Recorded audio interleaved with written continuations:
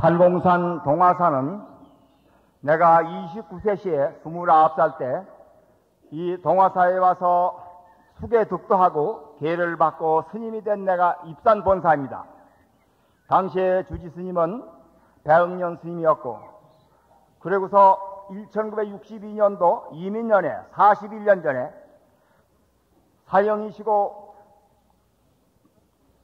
동화사 주지신 구산 스님께서 이 절에 주지로 부임하셔서 내가 이 절에 와서 교문을 보고 또 총무를 보면서 통합정전의 종룡이신 효봉 스님을 모시고서 내가 여기서 해탈교 다리를 놓고 교문을 보면서 봉서도 짓고 또 종각을 짓던 생각이 납니다. 그런데 여기에 지금 동화사가 보니까 많이 달라졌습니다. 내가 44년대 입선할 때 이 장소는 여기가 채소밭이었습니다.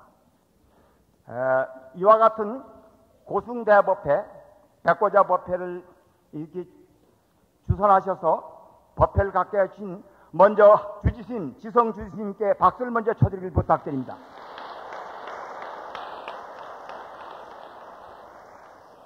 그리고 원력보살이 아니면 이런 불사를 할 수가 없습니다. 이런 통일대불전원 말을 하시고 이만한 큰 동화사에 중창불사를 하신 의연스님께 박수를 한번 쳐드리길 부탁드립니다.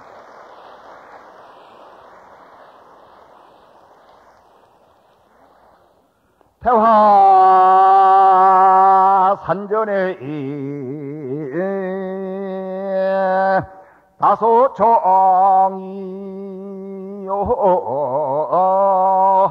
낙양성예 고금이는 가린불악 장생수를 묘묘 공성이 송하지니라 나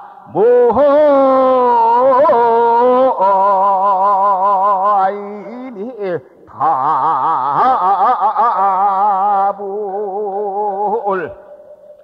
방금을 푼 개성은 임진왜란 당시에 순병대장이었던 사명대사님의 무상시입니다.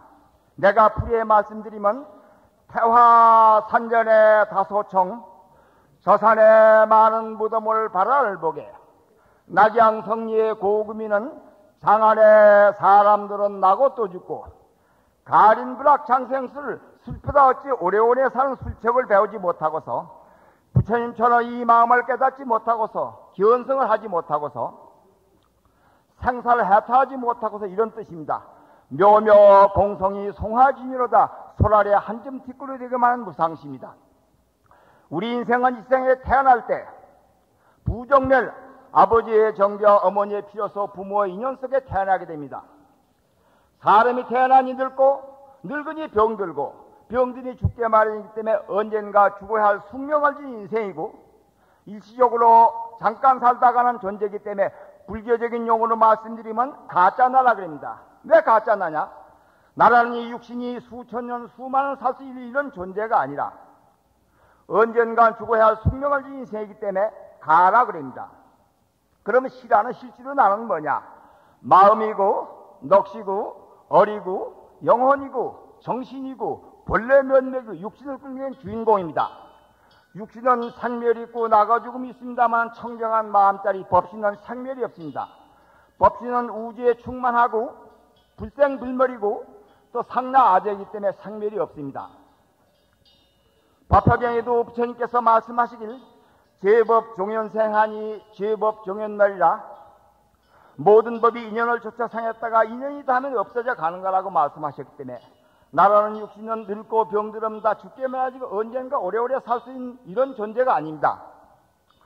우리 인생은 지금 이 순간에도 1초 1초 시간이 가볍다 죽음의 경지로 접근하고 있는 것이 피할 수 없는 인생의 현실입니다. 그래서 생과 사는 동일점에서 출발해가지고 모순을 내포하고 있습니다. 무엇이 모순이냐? 부단히 살고 있으면서 부단히 죽음의 길로 접근하고 있는 것이 모순이고 이율배반입니다. 우리 인생이 영원히 살고자 하는 의지는 죽음에서 단절되고 맙니다. 단절된 계기에서 생과 사는 죽하고 있습니다. 생즉 사고 사즉 생이기 때문에 생사가 열반이고 번뇌가 벌이기 때문에 이것이 둘이 아닙니다. 그래서 우리 인생은 언젠가 죽어야 할 숙명을 지닌 인생이기 때문에 젊어서 부지런해서 공부를 깨쳐서 생사를 해탈해가지고서 피안에 이르어야 됩니다. 송광사에 16국사가 났습니다마는 첫 번째 국사 보조국사인 제2사 진덕국사의 무상시에도 이런 시가 있습니다. 노고 인지천이요 늙어가니 사람의 지천꾸레기요 병내 치냐서라 병이 들으니 친하던 사람도 나에게 멀리 대하는구나. 3년 후안에 효자가 없다고 부모님도 오래오래 알아 계시면 말입니다. 자손이 효도를 억지로 다하느라고 하기는 하는데 속으로 은근히 싫거든. 그래 병내야 친하서라 병이 들으니 친하던 사람도 나에게 멀리 대하는구나. 평소에 은영이 해도 평소에 인정인지 어린이 해도 도차진결하다 늙고 병들니 다 헛것이로구나. 진각국사의 무상시에도 이렇게 말씀하셨습니다. 내가 일본 여행을 잘합니다만 일본사 제일 좋은 절 마음에 드는 절이 후쿠이ken 에이헤지입니다. 영평사입니다. 거기에 조동종의 계산조가 도겐센시 도원선사입니다. 도원선사의 어록 중법안장 쇼보간설 볼 것 같으면 거기에 도원선사 법어에도 이런 말씀을 하신 적이 있어요. 사람의 일생은 꿈과 같고 세월은 빨리 흘러간다 이거예요. 이슬의 목숨은 꺼지기가 쉽고 시간은 사람을 위해서 나를 위해서 기다리지 않는다. 그러니까 젊어서 부지런히 공부하라고 이렇게 말씀하셨습니다.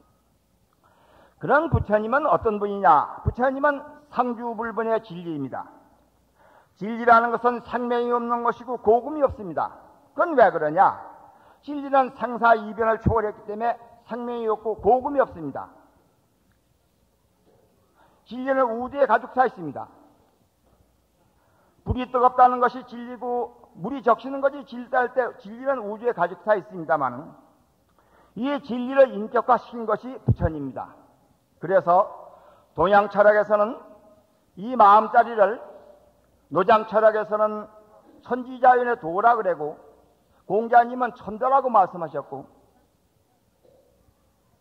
불가에서는 법승의 당체 청정법인 비로자나무를 말씀하셨습니다. 자승이고 진여고 열애장이라고도 말씀하셨습니다. 그런데 이건 눈에 보이지 않습니다. 그럼 도라는 건 뭐냐? 우주와 인생을 일관하는 가장 높은 법칙이 도입니다. 우주의 작용은 일정한 다 이법을 가지고 있습니다. 일정한 이법이라는 것이 도입니다. 크게 나누어 말씀드리면 천도고 인도입니다. 우주는 이와 같이 운행하는 것이고 인간은 이와 같이 발전 번영하는 것입니다. 봄 가면 여름 오고 여름 가면 가을 오고 가을 오면 겨울 오는 것, 이것이 우주 자연의 도고 천지 자연의 도입니다. 이 질서는 몇 억만 년을 가도 어김이 없습니다. 법이라는 건 세속적인 강자가 뜯어곤쳐가지고 오래오래 정권을 잡고 집권할 수 있습니다만은 도라는 건 인간에 있어 최고의 원리가 되는 것이 도입니다. 부처님은 도라는 말씀을 하시지 않고 일체 법을 깨달았다고 말씀하셨습니다. 법을 깨달았다고 말씀하셨어요. 불가에서는 우주 창조의 신, 조물주의 존재, 하나님의 존재, 생류의 부라는 신 자체를 부조하고 들어갑니다. 인간은 오로지 자기 자신으로서 인격을 완성하고 공동으로 우주의 대진리를 체달해서 대박이 큰 깨달음이 오는 것이 인생의 최고 목표라고 말씀하셨기 때문에 불가에서는 하나님이 우주 만물을 창조했다 인정하지 않습니다. 그럼 불가에서는 어떻게 말씀하셨냐? 아함경에 말씀하시길 차유고로 피우며 이것이 있으므로 저것이 있고 이것이 일어나므로 저것이 일어나고 이것이 없어짐으로 저것이 없어진다고 말씀하셨기 때문에 연계 인연법을 말씀하셨습니다. 그래서 금생에도 나하고 인연이 있는 사람은 만나서 즐겁고 항상 좋고 나하고 인연이 없는 사람은 원수처럼 안 대하려고 듭니다. 부부가 금생에 해로에 만나 사는 것도 8,000겹의 인연이고 9,000겹의 인연은 금생에 형제간에 태어나고 10,000겹의 인연은 부자나 부녀 간에 혈의가정을 받고 태어나고 7,000개의 인연이면 한 집안 식구로 태어나고 6,000겹의 인연이면 벽에를 맞대가지고 하룻밤을 같이 잘 수가 있고 5,000겹의 인연이면 일가천친척으로 한 마을에 같이 태어나고 사천계비인연이면 대구시 도학동에 도학동이면 같이 이렇게 한 마을에 태어나게 됩니다. 일천계비인이면 한 나라에 태어나게 됩니다. 그래서 모든 것이 인연에서 이루어지기 때문에 제법이 인연생이기 때문에 무자성입니다. 무자성이기 때문에 거래가 없고, 거래가 없기 때문에 소득이 없고, 소득이 없기 때문에 필경공하기 때문에 마하반야바라밀입니다. 죽은 송장이 극락을 가는 게 아니라 깨달음의 지혜로 피하는 일이기 때문에 이걸 마하반야바라밀이라고 말씀드립니다. 마음이라는 건 형상과 모양과 빛깔을 가지고 있지 않고 무게가 크게도 없습니다만은 우리는 마음의 명령에 움직이게 말입니다. 고통과 번민을 여해가지고 내 마음이 즐거운 게 이것이 극락인 것이고, 내가 죄를 져서 내 마음이 외롭고 괴로워서 살 수가 없으니까 이것이 지옥입니다. 그래서 마음은 네 가지로 말씀드릴 수 있습니다. 마음을 닦음을 닦을 자 수심이라 하고, 마음을 기름을 기릴 양자 양심이라 하고, 마음을 쓰물 쓰울 영자 용심이라 하고, 마음을 잡음을 잡을 자 섭심이라 합니다. 수심, 섭심, 양심, 용심 네 가지로 구분될 수 있습니다. 그러면 우리는 첫째 어떠한 마음을 가져야 되느냐? 청정한 마음을 가져야 됩니다. 광명중대한 마음을 가져야 되고, 일월 같은 마음을 가져야 되고, 청풍명월 같은 마음을 가져야 되고, 광풍제월 같은 마음을 가져야 됩니다. 이것이 우리가 갖고 싶은 마음입니다. 9세기의 임재선사께서도 말씀하시길, 당나라 때 청정심이 시불이라 깨끗한 마음이 부처님의 마음이기 때문에 우리는 청정한 마음을 가져야 됩니다. 논어의 공자님께서도 말씀하시길, 앙불개어천하고 우러러 하늘에게 부끄럽지 않게 살아가고, 부부작여인이라 굽혀서 사람에게도 부끄럽지 않게 살아가라고 그랬습니다. 부기불이하고 부귀와 재물에도 내 마음이 능히 흔들리지 말며, 유무불능거리라 권력과 물에서도 능히 굴하지 말라고 말씀하셨습니다. 그래서 우리는 청정한 마음, 깨끗한 마음을 가져야 됩니다. 두 번째 갖고 싶은 마음은 감사한 마음입니다. 국왕의 은혜에 감사한 마음을 잊지 말고, 두 번째는 부처님 제자라는 부처님의 은혜에 감사할 마음을 잊지 말고, 세 번째는 부모님의 은혜, 네 번째는 스승의 은혜, 선생님의 은혜, 다섯 번째는 중생의 은혜에 감사할 마음을 잊지 말아야 됩니다. 고려시대는 불교가 국교였기 때문에 승려만 되면 납세의 의미가 면제되고 병의 의미가 면제되기 때문에 국왕에 대해서 감사할 마음을 가졌습니다만, 지금은 민주주의 시대로 우리 손으로 우리가 대통령을 뽑기 때문에 나라 국가에 대해서 애국심과 충성심을 가져야 됩니다. 나라 사랑하는 마음을 잊지 말아야 됩니다. 먼저 월드평전 때 말이야, 붉은 악마 의원당 말이야 굉장하더구먼요. 나라 사랑하는 마음 잊지 말아야 됩니다. 두 번째 갖고 싶은 마음은 부처님 제자라는 부처님에 감사하는 마음을 잊지 말아야 돼요. 왜 그러냐? 부처님 경전에 말씀하시길, 부처님께서 장대 교망하여 녹인 천하라, 부처님은 8만대중의 그물을 가지고 일체 중생을 고깃대로 보시고 다 건지고 제도하려고 원을 세우셨기 때문에 부처님에 대해 감사하는 마음을 잊지 말아야 됩니다. 이 세상에 욕심이 누가 제일 많으냐? 석가가 제일이란 말이 있습니다. 부처님은 일체 중생을 다 건지고 제도하려고 원을 세우셨으니 부처님보다 욕심 더 많은 분이 어디냐? 이런 말씀이 있습니다. 세 번째는 부모님의 은혜요. 부모 원중에 말씀하시길, 만약 어떤 사람이 오른쪽에다 어머님을 모시고 왼쪽에다 아버님을 모시고 수미산을, 히말라야산을 백천박골 돌아도 부모님에다 갚을 수 없다고 이래 되어 있습니다. 그래서 부모님에 대해 감사함을 잊지 말아야 됩니다. 어떤 때가 가장 행복하고 잘 살 때냐? 어머니께서 살아계실 때고, 어떤 때가 가장 불행하고 못 살 때냐? 어머니가 돌아가시고 안 계실 때라고 부모 원중에도 이래 되어 있습니다. 네 번째는 선생님의 은혜, 다섯 번째는 중생의 은혜에 감사함을 잊지 말아야 됩니다. 생명이 있고 꿈틀리는 전부 중생입니다.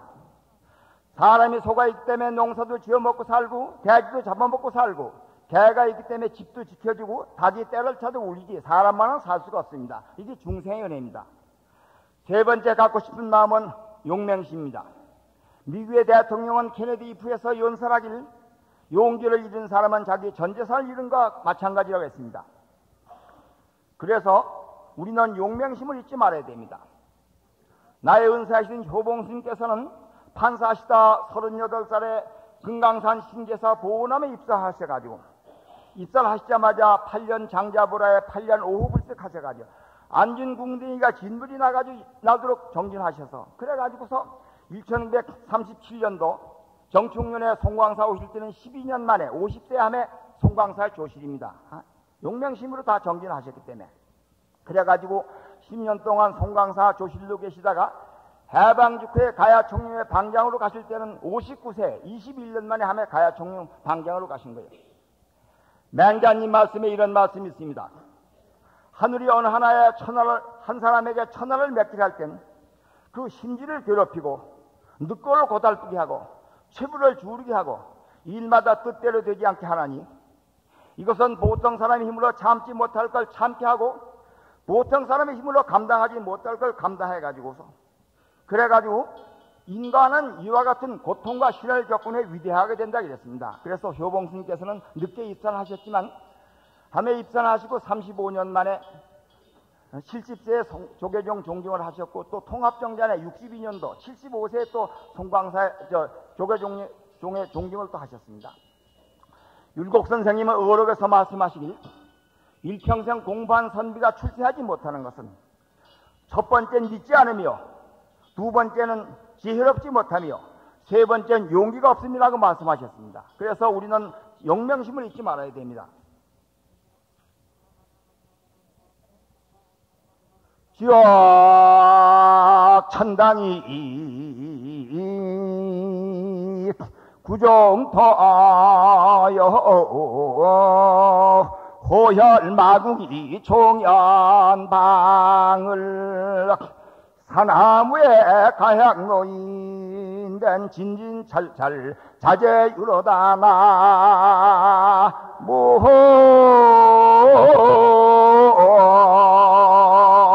이미 다불 방금을 푼 개성은 당나라 때 조지 스님의 개성입니다. 조지 스님께서는 120살까지 사셨습니다. 그래서 어느 학인이 조지 스님께 여쭈기를 스님은 어째 이렇게 오래오래 사십니까? 너희들은 시간과 공간의 구애를 받고 살고 있지만 나는 시간과 공간의 구애를 받지 않고 살고 있다. 그러니까 나는 내 마음대로 수명을 연장해가지고 120살까지 살고 있는 것이다 말씀하셨습니다. 그러면 스님은 돌아가시니 어디로 가시겠습니까? 나는 지옥으로 갈란다. 스님은 당나라의 제일 가는 도의 스님이시고 삼신이 바깥에 가지고 광명이 나고 옛 고불호신이 태어났다 그랬는데 스님께서 어떻게 지옥으로 가신다 그러니까 말씀을 드렸더니 조지 스님께서 답변이 극락과 천당한 나를 기다리는 사람이 없지만 지옥은 지금 나를 간절히 기다리는 사람이 있다. 내가 가서 지옥 중생을 건지고 죄도 하지 않으면 누가 하겠냐. 그러니까 나는 지옥으로 갈란다고 말씀하셨어요. 조지 스님의 개성을 풀이해 말씀드리면 지옥 천당이 구정토요 지옥과 천당이 다 함께 정토요 호혈마궁이 총연방이로다. 호랭이 굴과 마궁이 굴이 총이 연화언덕이다 이거요. 산하무의 가향로인데 산과 물이 고향으로 가는 길을 막지를 못하는데 진진찰찰 자재로다. 천당이고 지옥이면 나는 자유자재로 마음대로 왕래했다 이거예요. 조지 스님은. 그래서 깨친 도의 스님의 분상에 쓰는 말입니다. 지옥 천당이 구별이 없는 거예요. 마음대로 왕래할 수 있는 거예요. 그래서 참선에 와서 도를 깨달아야 됩니다. 그럼 참선은 왜 하느냐? 우리가 고통을 받는 건 번뇌가 월드리 패션 번뇌가 자꾸 치사하기 때문에 내가 내롭고 괴로운 것인데 강력한 정신집중 현상이 아니면 번뇌가 끊어지지 않습니다. 그래서 참선하는 겁니다. 학문의 왕인 철학이라는 것은 개념을 논리에서 구성된 세계라서 선과 논리는 적입니다. 선은 정신집중이고 화두 공안에 대한 의식입니다. 논리는 분석입니다. 정반대입니다. 그래서 강력한 정신집중의 현상이 아니면 번뇌가 끊어지지 않기 때문에 참선합니다. 이 세상 사람들이 사는 것은 정치인은 권력을 잡고 명예나 위신 회복을 위해서 살고 있고 또 예술가는 예술 미의 창조를 위해 살고 있고 장사하는 사람은 장사하고 해서 돈 벌고, 또 농사지는 사람은 농사 일을 해서 살고 있습니다만, 인간 존재의 근원, 생명의 실상을 모르고 있습니다.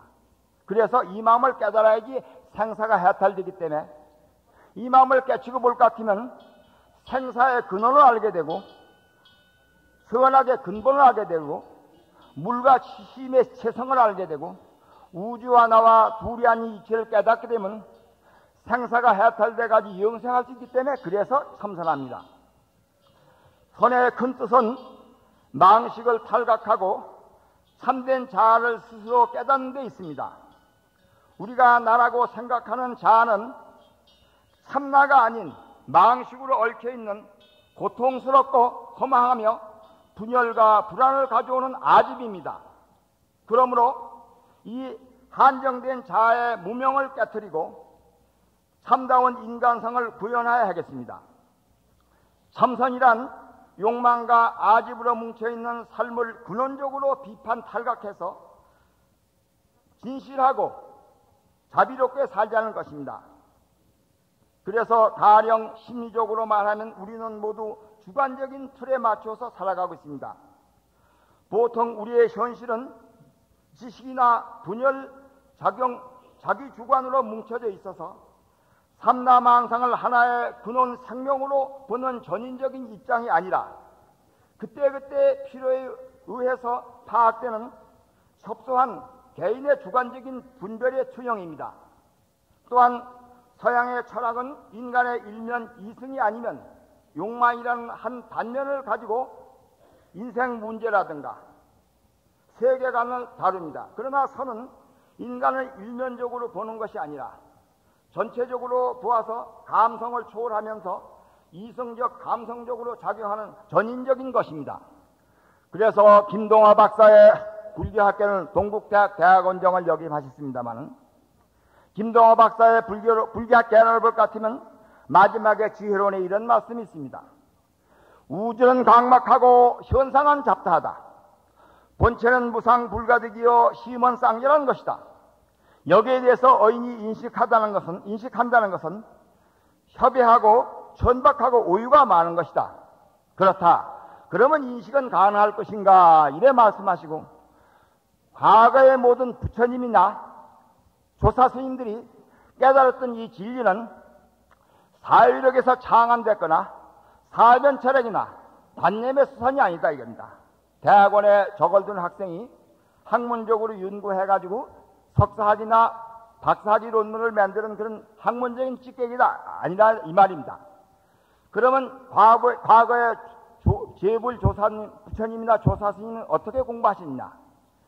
육체적으로 훨씬 탐해하고 정신적으로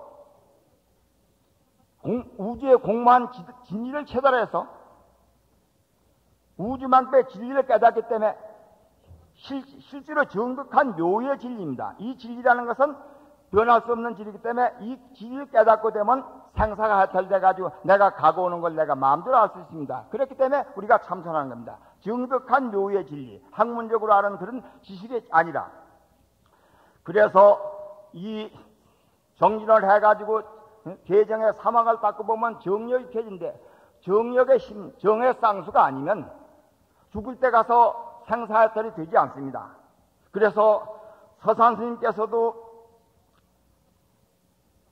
선가구함에 말씀하시길, 총명이 불능 적업이요 총명한 지혜가 업의 힘을 능히 막을 수가 없고, 건해가 미른 고른이다 마른 지혜만 가지고 윤회의 고통을 면할 수가 없다고요. 하거지배가 설시사오나 말을 짓거리고 설법하는 사람은 그럴듯하게 얘기는 하긴 하지만 대경환미하는 것이니 소위 언행상이라는 것입니다.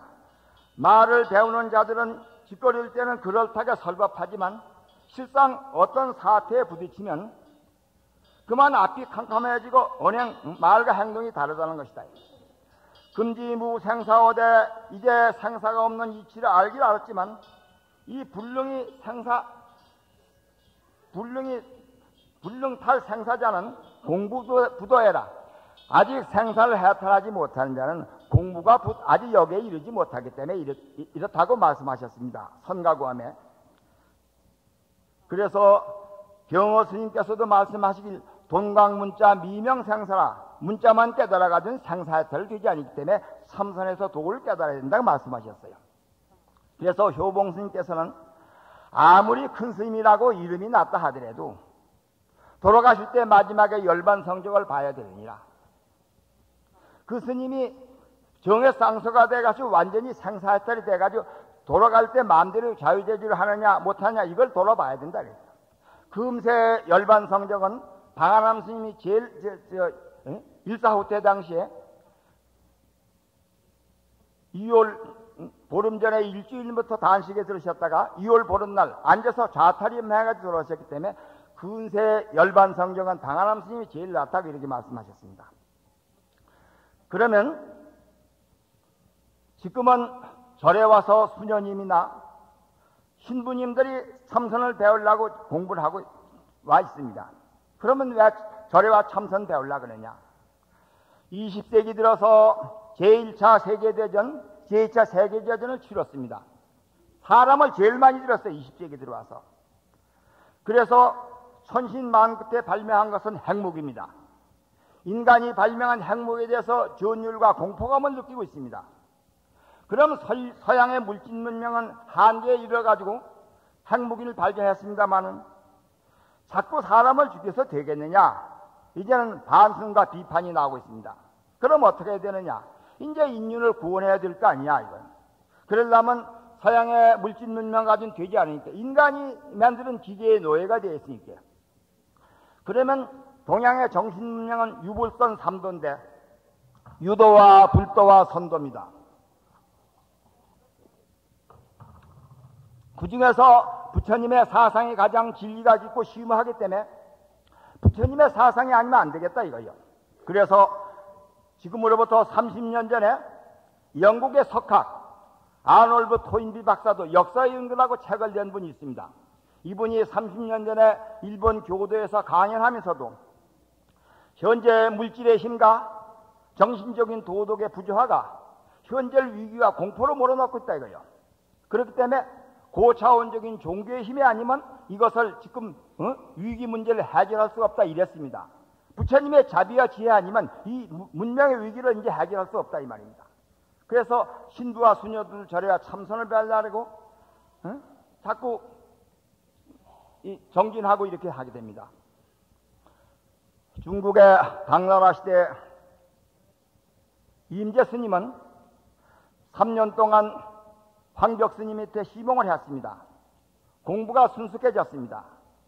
이제는 어찌가나면 깨출 같으니까 진존숙 목주 스님께서 은사이신 황벽 스님께 가서 한번 참문을 하라. 법에 대해서 물어보라 그랬습니다. 그래서 참문하길 여하시 불법 대인인고 하고 물으니까 두 말도 하시지 않고 황벽 스님께서 몽둥이로 20방을 내리쳤습니다. 몽둥이를 쳐버렸어요. 그래 다녀왔느냐? 황벽 스님한테 여하시 불법 대인이냐고 물으니까 두 말도 안 하시고 말이야 20방을 얻어맞고 왔습니다.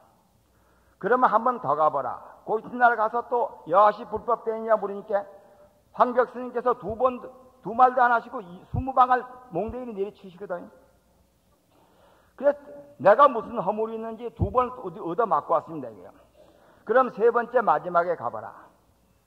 한 번 더 가서 또 여하시 불법 대인이냐고 물으니까 황벽 스님이 두 말도 안 하시고 또 몽둥이로 20방을 내리치시거든요.